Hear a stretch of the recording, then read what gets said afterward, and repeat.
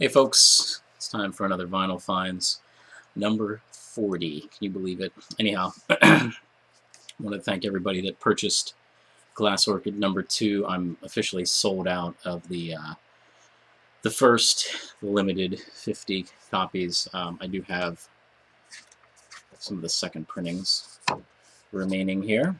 If you're interested, shoot me a message. $2 in the United States, $2.50 elsewhere. As you can see, the next issue, a Clockwork Orange special, kind of celebrating 50 years of the book and 40 to 41 years of the film, so depending on what area of the country that you live in or the world you live in. But I've been reading up on it, and of course we're watching the film. So, but it's going to be pretty good. We got a big feature on it. Kind of working on number 3 and number 4 kind of simultaneously here. I may just kind of release them at the same time. Probably mid-September would be what I would expect. Got a lot of people writing stuff for it. It's great. So got some artwork. Got the cover artwork already in. So I know a few people. I got a few messages from people that were, that were like, "Yeah, what is this?" And it's $2. All right. So and what I'm planning to do is release one every 2 months. So mid-September, September 15th or so, I hope to have them all going. In a year's time, that's $12. It's all, that's it. And that's me to ship it to you.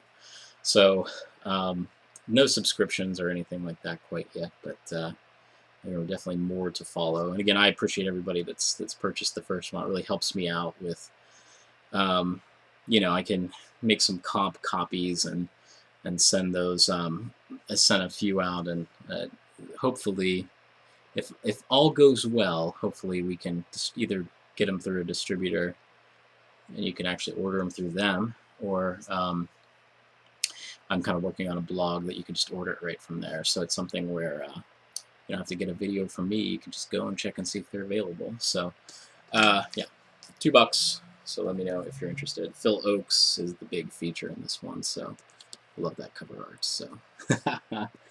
Alright, so 10 records, under 10 minutes. Let's do this. It's from 1998. This is the Low Fidelity Allstars, How to Operate with a Blown Mind. It's a big album for me when I was in high school. Had it on CD. So glad to have it on vinyl finally. There's actually some different versions. I think there's one song that has like an extended chorus, which isn't in the CD version, which is pretty cool. So. This is from 1978, I believe. Bob Weir, Heaven Help the Fool. So this kind of came out right after Therapy Station, before Go to Heaven. Of course, Bob Weir was in the Grateful Dead. I believe this is his second solo album as Bob Weir, I believe. He did stuff with Kingfish, so it's really good. I like the sound of it. I've always seen it around. This was only $2, so I was like, okay, I'm going to buy it and give it a listen. And pretty big fan of it. I love Grateful Dead. They're probably one of my favorite bands. So it's a great album. This is Rejoice. It may look like a sort of a Christian album of sorts, but it's not.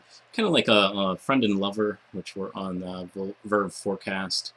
Kind of a male and female kind of vocals. This is on the Dunhill label, and produced by Steve Barry. And pretty much has the Wrecking Crew on it as the session musicians. So album kind of speaks for itself again. $2 on this one. It's a really good deal. That's what I've been looking for a while. This is only $5.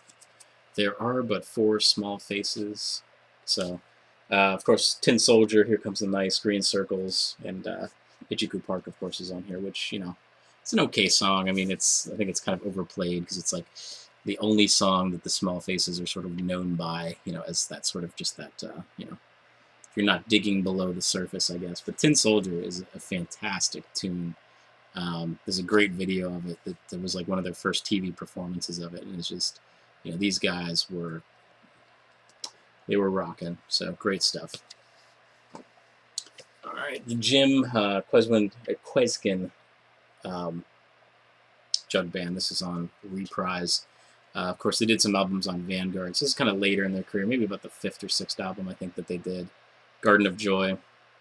Of course, Jeff and Maria Mulder are on this. So Midnight at the Oasis. Well, that's not on there, but of course they kind of went on to do that thing. So great stuff. Here's one by the Blues Project. This is the last album that they did. At that point, it was I think only Roy and I think who else is on here?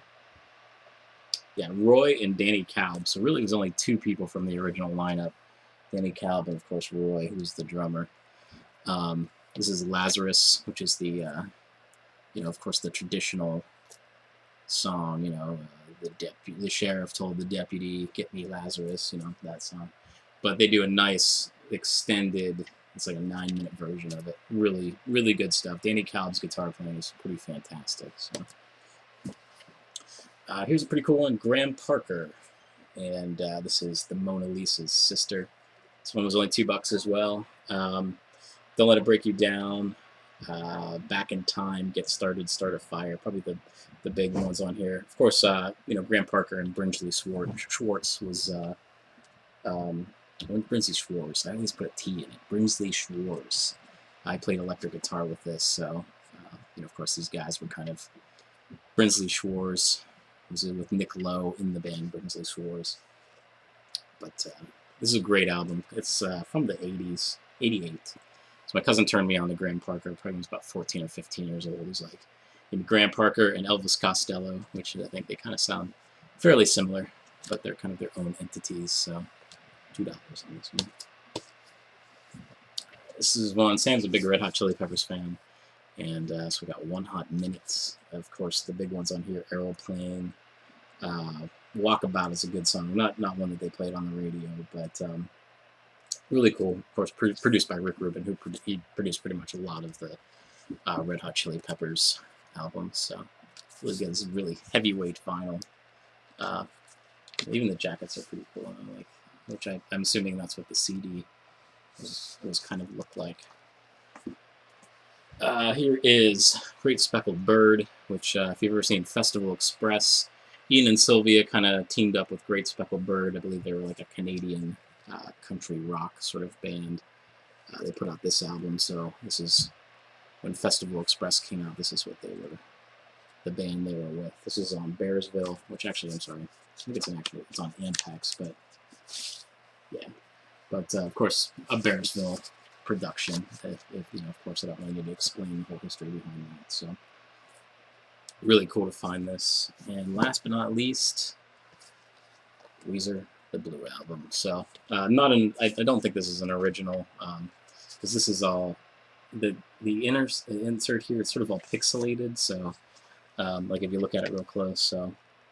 I was just happy to get it, and I got it for about $18, so which is pretty unheard of. So really excited about this one. Of course, my 7th grade, was not complete without listening to this album maybe about 100,000 times. So there you have it.